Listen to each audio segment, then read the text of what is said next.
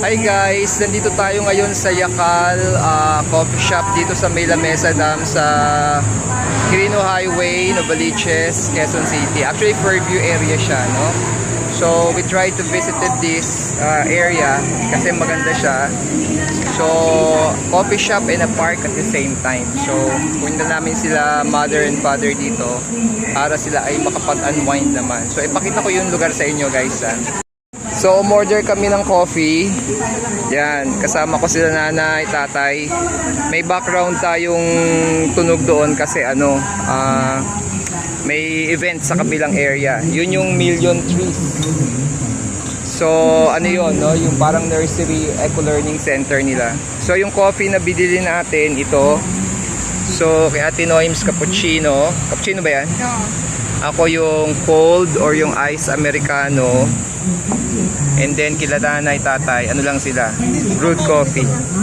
And then dark lang. So wag na kayo mag-asukal, dark lang yan ha. And then they have eggs, yan, para makapasyal naman sila ngayon. Ay sorry. At mag-unwind. So hindi tayo umalis ng medyo tanghali na dahil mainit. So makita ko lang, ikot tayo dito sa lugar dito. So maganda guys yung lugar nila. It's really a park, no? Maraming puno. So kung may mga bata, hindi namin nasama yung aming apo, no? May siso dyan. Tapos ayan, marami silang table nasa ilalim ng puno, no? Kaya malamig. Pero yung mga areas na pwedeng gamitin yan hanggang doon sa taas.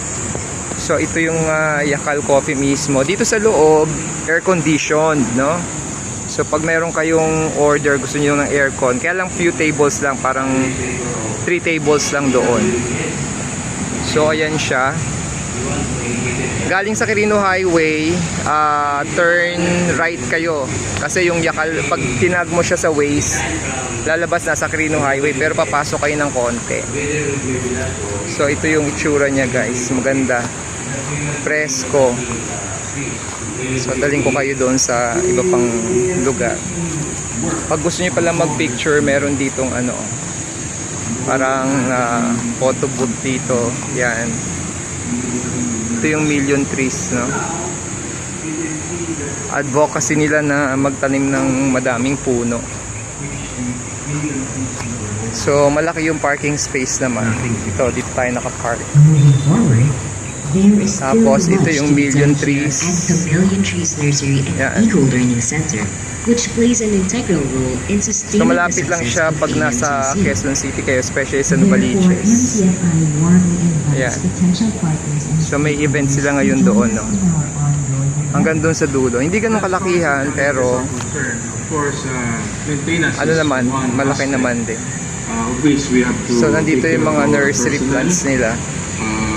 So-called Green Army volunteers, and of course the sustainability of our saplings and the upkeep of the saplings that we're planting here at Lamesa and other parts of the watershed areas that are part of the 7 critical watershed under the binibenta rin yung mga halaman dito of NWSS.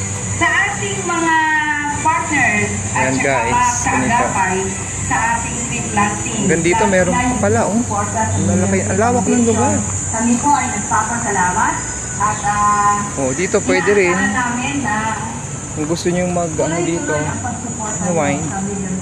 Ayun, hanggang dun pala parking din yun. Kala ko itong area lang na to, maluwag din pala siya. So yan guys, may kawayan din dito.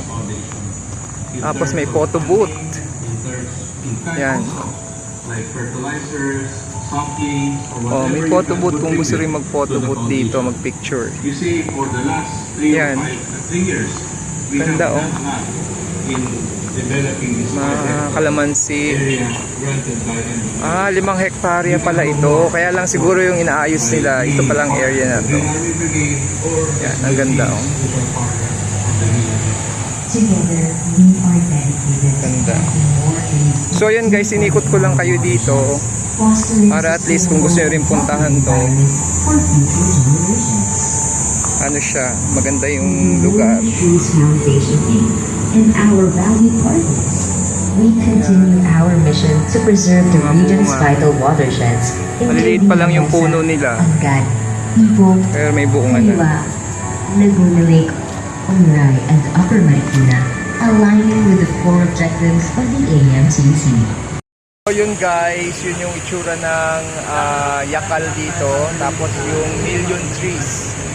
So advocacy ito ng mga nandito sa La Mesa Dam, no, na palaguin yung mga puno. Not only dito sa La Mesa, but doon sa mga iba't areas din sa Pilipinas.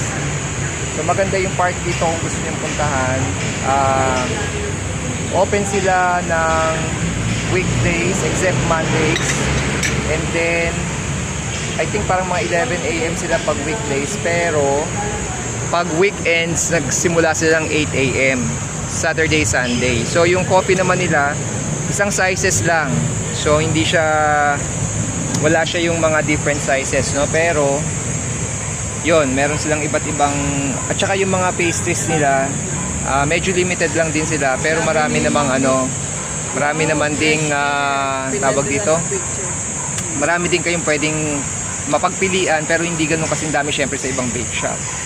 So yan, so isang size lang, ito yung ice nila, ice americano, wala tayong sugar of course because we want to stay low carb. Tapos kila nanay yung mga hot lang americano, cappuccino yung kay Pinoy's. So dito nag-almusal sila kasi ngayon ay summer, ayaw nating lumabas na sobrang init. Last time lumabas kami mainit, medyo mahirap lumabas pag tanghali, kaya umaga na lang yung aming preferred schedule.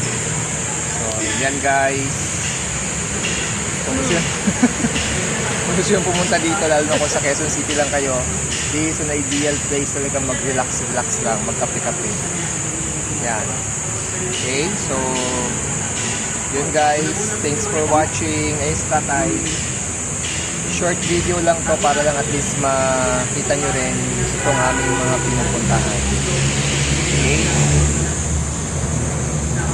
so tapusin ko na dito. Yung presyo pala, mamaya pipicturean ko na lang doon para makita nyo, or pwede ko rin i-video para makita nyo lang yung presyo ng mga kape dito, and para magkaroon kayo ng idea.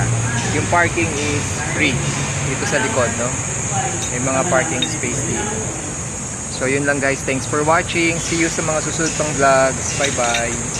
So guys, meron din sila ditong gift shop. Check natin kung ano meron.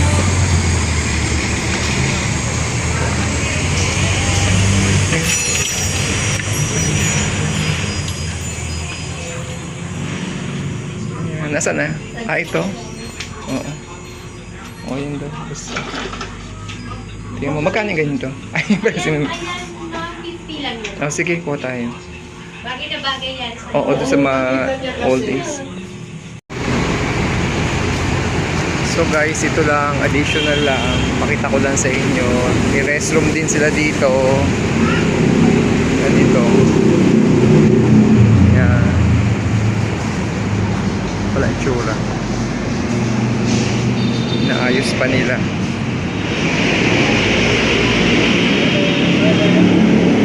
Yan. Tapos dito. Yan. So dumami-dami na yung mga tao ngayon guys. So yun lang. Inaabol ko lang tong clip na to. Yan.